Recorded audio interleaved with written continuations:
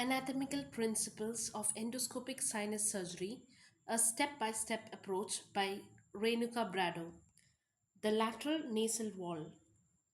Dead men tell no tales, but in our case, they do. Chapter 3, The Lateral Nasal Wall. Having studied the underlying osteology in the previous chapter, we will now re-articulate all the bones to form an intact lateral nasal wall and cover it with nasal mucosa. Thus, due to the underlying bony processes and their articulation, the lateral nasal wall in the live person shows a series of elevations and depressions. We will study these in a sequential manner. First, anteriorly in the area of the nostril. The lateral nasal wall is lined by skin and has hair. This is the vestibule. Behind this is a plain structureless area lined by nasal mucosa called the atrium. The atrium shows bulge anterior to the middle turbinate formed by the underlying agonizing cell. Very often, a ridge can be discerned extending from the agonizing cell to the apex on the superior border of the inferior turbinate. This ridge overlies the nasolacrimal duct. Behind the atrium are three scrolls of the inferior, middle, and superior turbinates overlying the superior meatai, the respective meatai. Occasionally, there may be a supreme turbinate. Above the superior turbinate is the sphenoethmoid recess, which gets its name from the fact that this area forms a niche between the posterior ethmoid cell and sphenoid sinus. Certain other important features seen are the inferior turbinate is fairly straight and structureless as compared to the middle turbinate, which is convoluted, showing many features and anatomical variations. The posterior end of the middle turbinate ends at the level of the roof of posterior choana. The eustachian tube lies in the nasopharynx at the level of the inferior turbinate 1 cm behind the posterior attachment. The fossa of Roves and Muller forms a deep cleft behind the torus tuberous. A close-up view of the skull base in the anterior cranial fossa shows the base skull sloping downwards from an anterior to posterior direction at an angle of 15 degree. The olfactory nerves can be seen perforating the cribriform plate.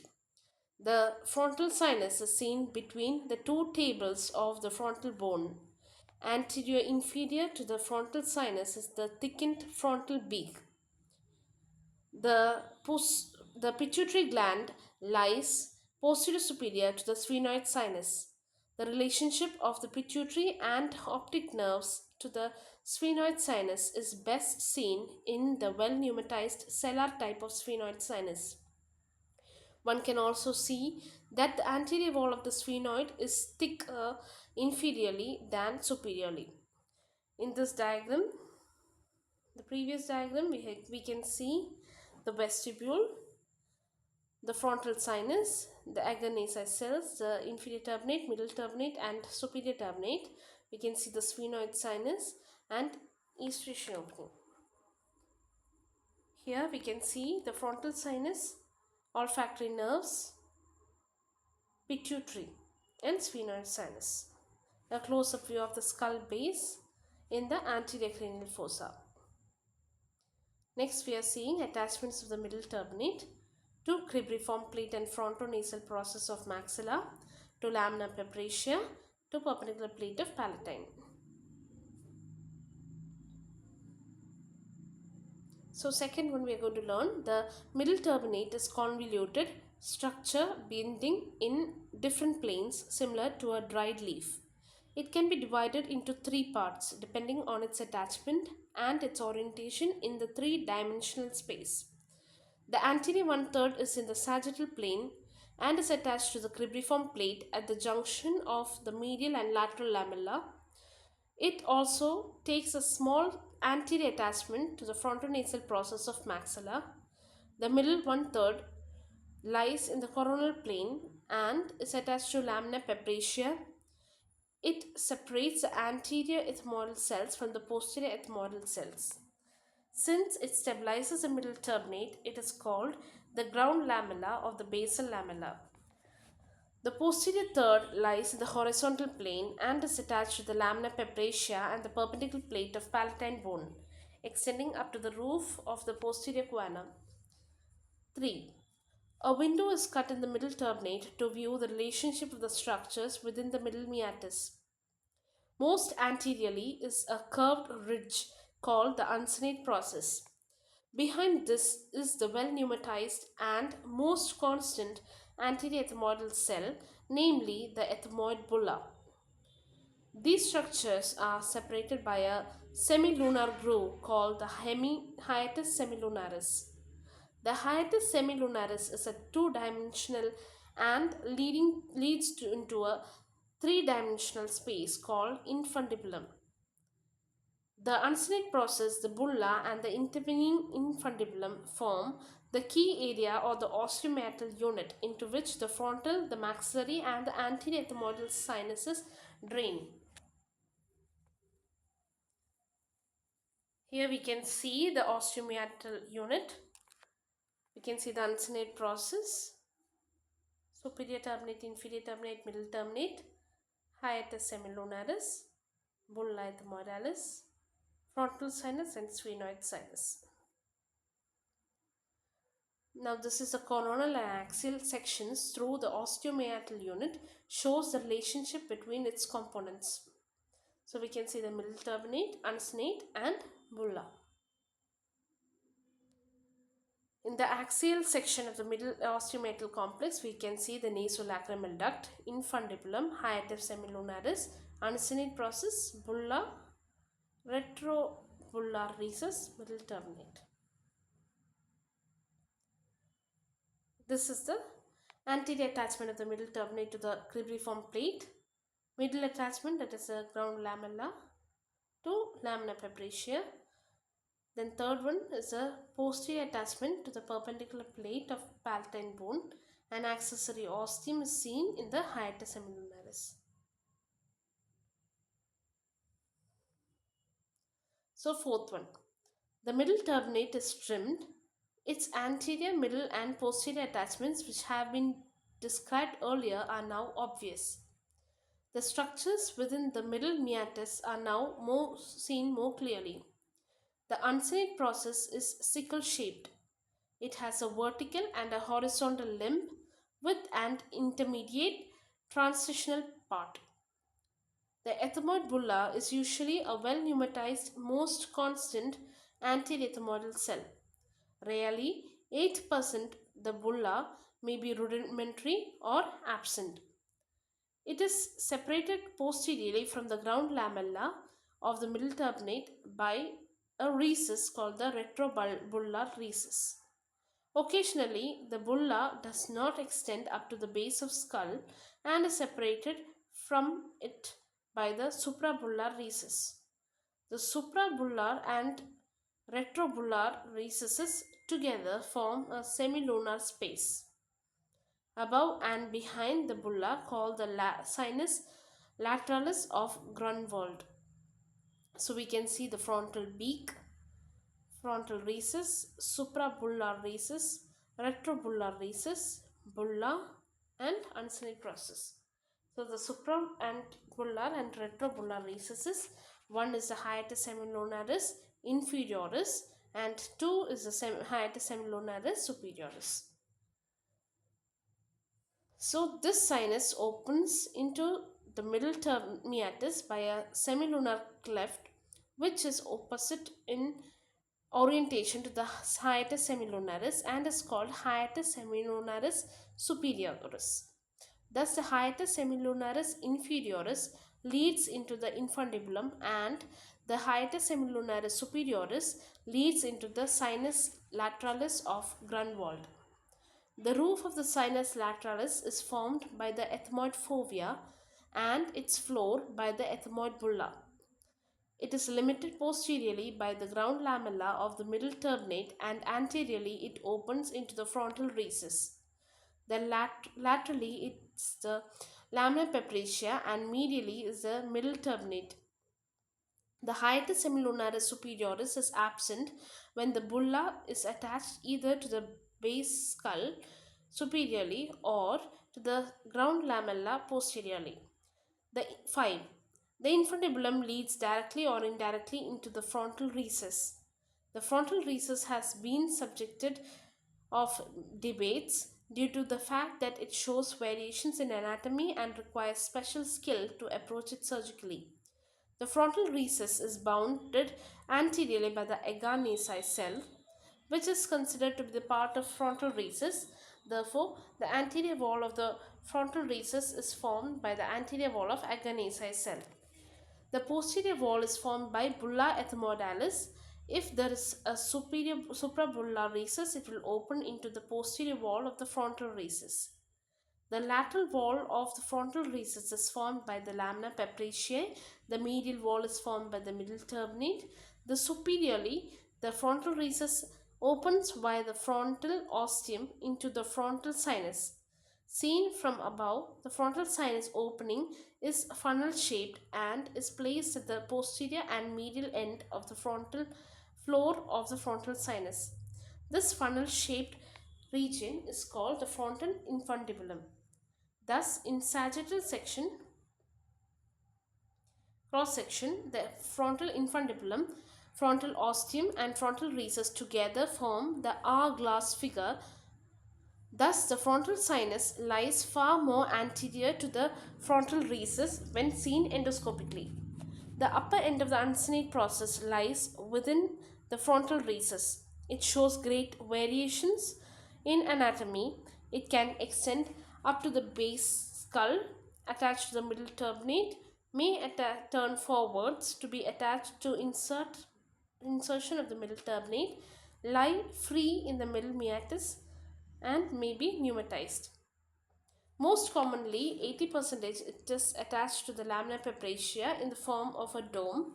This upper dome shaped attachment of the uncinate process within the frontal recess has been graphically described by Stamberg as the eggshell in an inverted egg cup.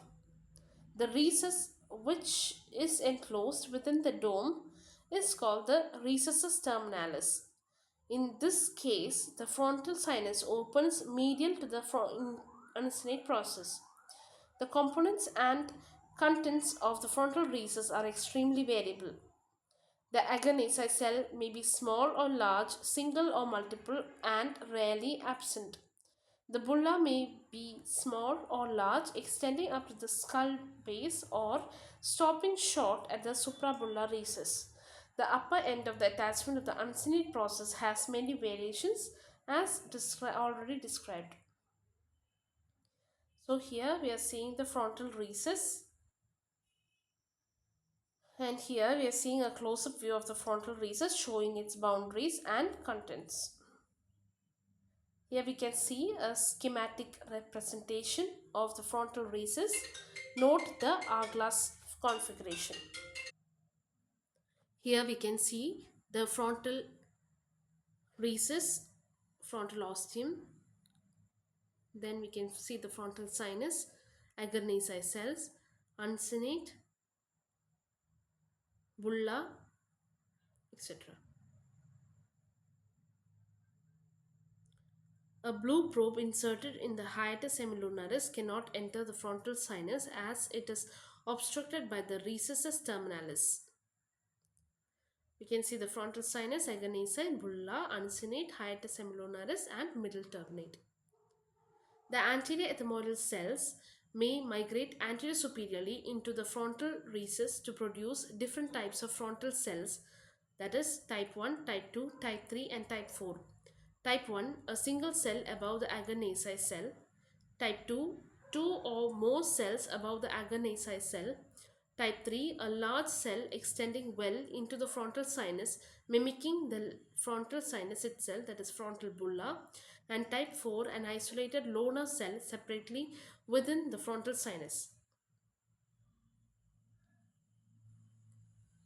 So here we can see the frontal cell and frontal recess.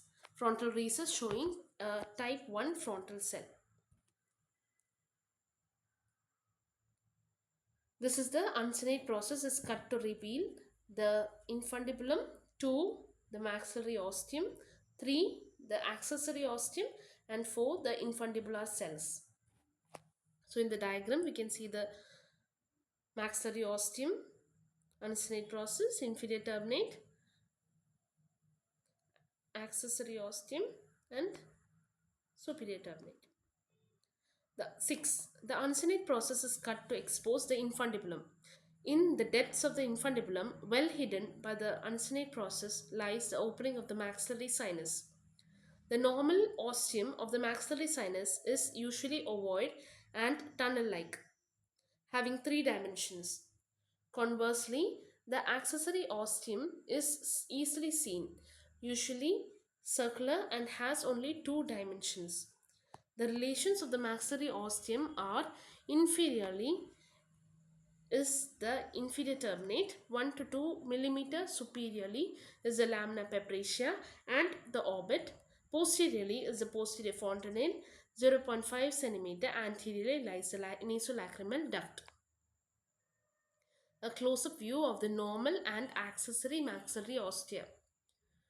The anterior fontanelle, an area of double layer of mucosa without any underlying bone, is found anterior inferiorly to the uncinate process. Similarly, the posterior fontanelle lies posterior and little above the posterior attachment of the uncinate process. The mucosa in these fontanelles may be dehiscent to produce accessory ostia. 7. The frontal recess. The maxillary sinus and the opening of the bulla into the middle meatus are visualized. The bulla may drain into the middle meatus, the hiatus semilunaris inferioris, or into the sinus lateralis when present. The frontal sinus drains into the frontal recess either medially or lateral to the uncinate process depending on the mode of attachment of the uncinate process. It may also drain into the suprabullar recess when it is present. The maxillary sinus shows no variation in drainage and always drains into the infundibulum. The sphenoid sinus drains into the sphenoethmoidal recess. The anterior and posterior ethmoid cells are now dissected, taking care to leave the anterior wall of the bulla and the ground lamella of the middle turbinate intact. It can now be clearly seen that the endoscopic surgeon has to traverse four main barriers in the coronal plane as he proceeds deeper into the operative field. These from anterior to posterior are the uncinate process, the anterior wall of the bulla, the ground lamella, and the anterior wall of the sphenoid.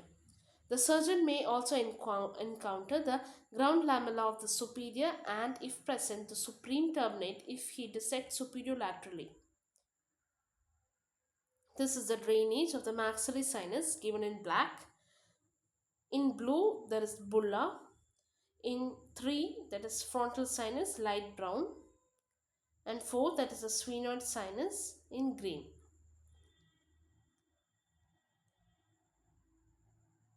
This is the anterior and posterior ethmoid cells dissected to show the four lamellae marked by arrows.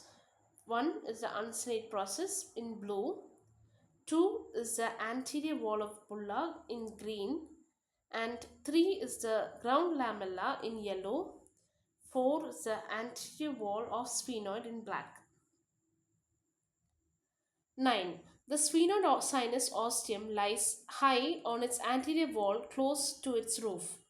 It drains into the sphenoethmoidal recess. The superior turbinate in the sphenoethmoidal recess may overlie the opening of the sphenoid ostium. The anterior wall of the sphenoid sinus is thinner superiorly and thicker inferiorly, where it forms the roof of the posterior choana. The sphenoid ostium lies 1 to 1.5 cm above the roof of the posterior choana and approximately 2 to 3 mm away from the septum. One of the most important anatomical relationships that the endoscopic surgeon must understand is the relationship of the posterior ethmoidal cells to the sphenoid sinus. Consider the following facts. In a sagittal section, the posterior ethmoidal cells can be seen extending for a short distance over the sphenoid sinus. They also lie in the lateral nasal wall compared to the sphenoid sinus, which lies in the midline. The well pneumatized sphenoid sinus extends posteriorly up to the clevis. Thus, the sphenoid sinus lies posterior, inferior, and medial to the posterior ethmoid cells. In 10% cases, a posterior ethmoid cell may extend posterolaterally over the sphenoid sinus for a much longer distance. This cell is then called the Onodi cell. Thus, the Onodi cell, when present, insinuates itself between the optic nerve and sphenoid sinus. The optic nerve, therefore, produces a bulge in the Onodi cell instead of in the sphenoid sinus. The relationship of the posterior ethmoid to the sphenoid sinus. Here we can see the Onodi cell showing its relation to the sphenoid sinus and the optic nerve. So we can see the sphenoid sinus, clevis, superior turbinate, Onodi cell and optic nerve.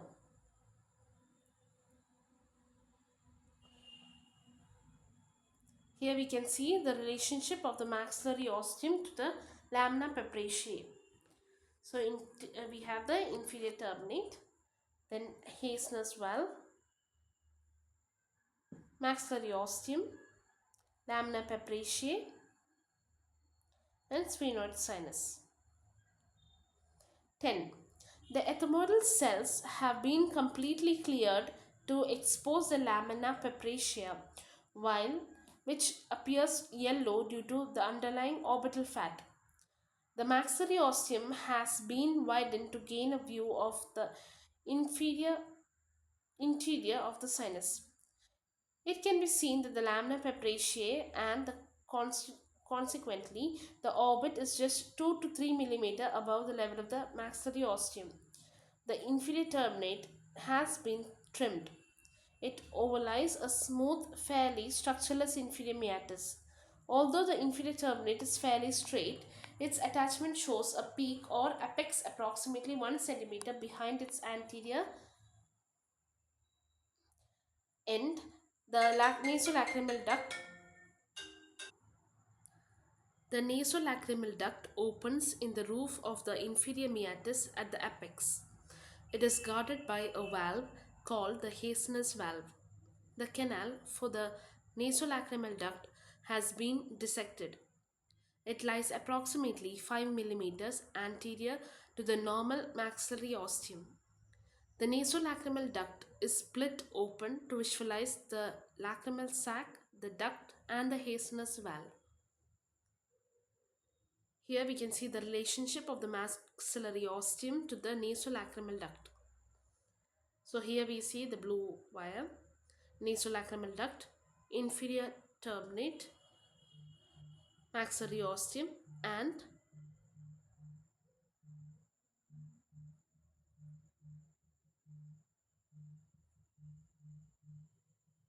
this is the lacrimal apparatus and its close-up. So here we see the lacrimal sac, the nasolacrimal duct, and Hayes's valve. 11th one, the lamina pepraceae has been removed and the orbital periosteum has been cut to expose the orbital fat. Anteriorly, a pad of fat separates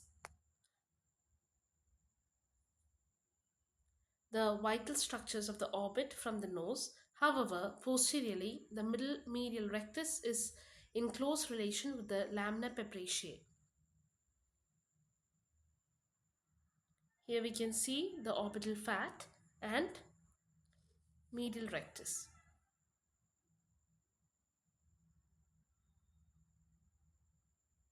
Orbital fat and medial rectus. Orbital contents showing orbital fat anteriorly and the medial rectus posteriorly. 12. The medial rectus has been cut at the annulus of the zin and reflected anteriorly.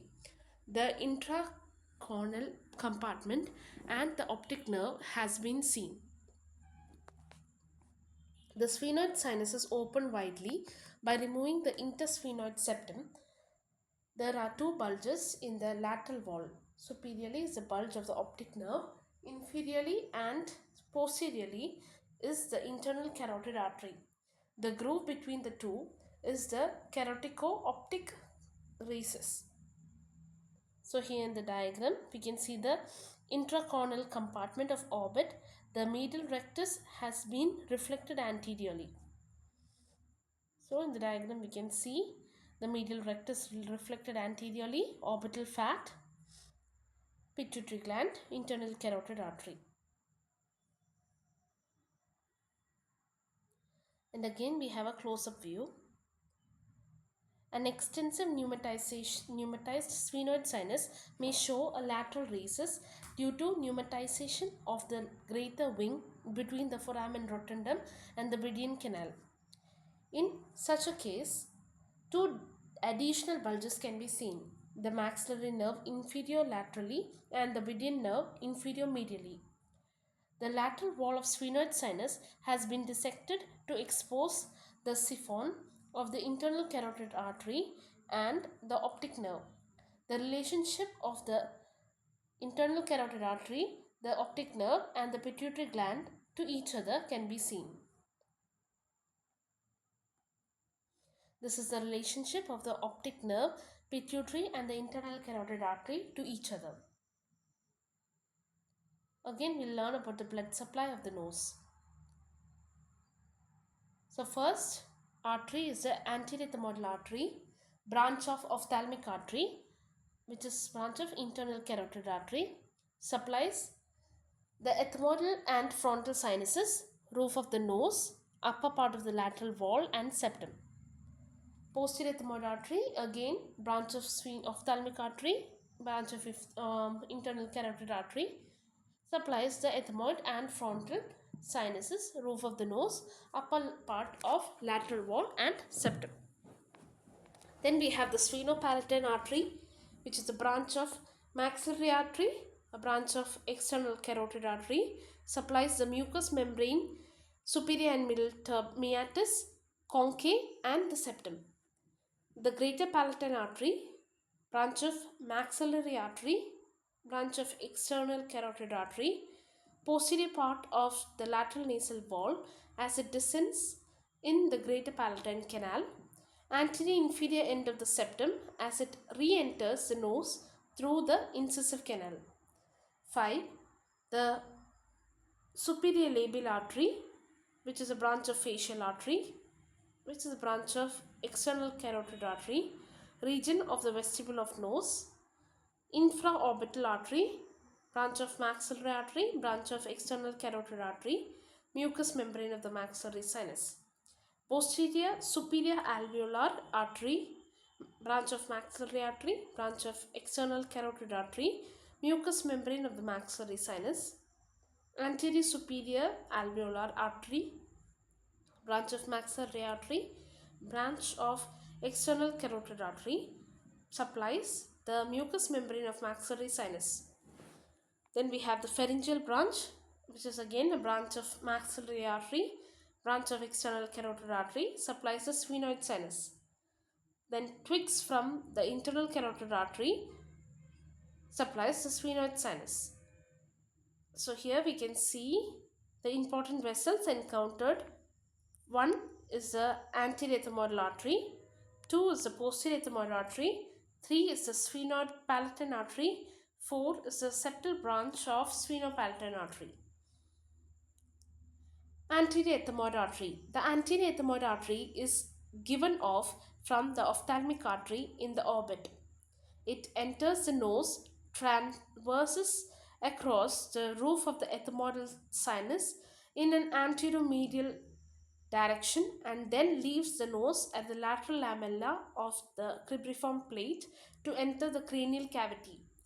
Thus, the canal in which it traverses from the orbit to the orbital cranial cavity is called the orbitocranial canal. The lateral end of the orbitocranial canal is at the suture line of the frontal bone and the lamina pepratia. The medial end of the canal at the cribriform plate is the thinnest part of the anterior cranial fossa. The canal is oblique and runs at a variable distance as much as 17 mm below the roof of the ethmoid, to which it is attached by a bony mesentery. The anterior ethmoid artery lies 1 to 2 mm behind the point where the anterior wall of the bulla meets the base skull. If the bulla does not extend up to the base skull, the artery lies within the suprabullar recess. Another important endoscopic finding is that the artery is present where the vertical posterior wall of the frontal sinus turns to form the horizontal base skull. On entering the cranial cavity, the artery turns anteriorly along the cribriform plate in a sulcus called the ethmoidal sulcus.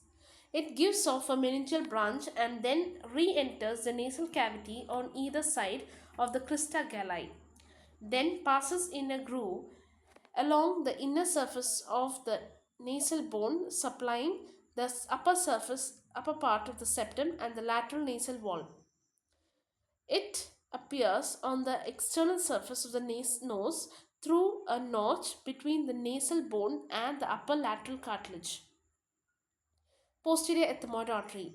The posterior ethmoid artery arises from the ophthalmic artery in the orbit and passes through the fissure between the frontal bone and the lamina pepratia 6 mm in front of the optic foramen to enter the nasal cavity. It usually lies high in the roof of the ethmoid and may not be easily seen. It passes anteromedially to gain entry into the cranial cavity at the level of the cribriform plate. It traverses the cribriform plate in an anterior direction for a short distance and passes through one of its foramina to re-enter the nasal cavity and supply the upper and posterior part of the nasal septum. Sphenopalatine artery. The sphenopalatine artery is the terminal part of the maxillary artery in the pterygopalatine fossa. It passes medially through the sphenopalatine foramen to enter the nasal cavity above the posterior end of the medial turbinate. It gives off lateral nasal branches which supply the nasal concha and meatai. Its medial branch crosses the anterior face of the sphenoid bone to supply the septum. The sphenopalatine artery, along with the terminal branches of the greater palatine artery, the anterior ethmoidal artery, and the superior labial branch of the facial artery, forms the Kieselbach plexus or the Little's area, which is responsible for the anterior epistaxis. Thank you, and in the next video we'll be learning about endoscopic anatomy.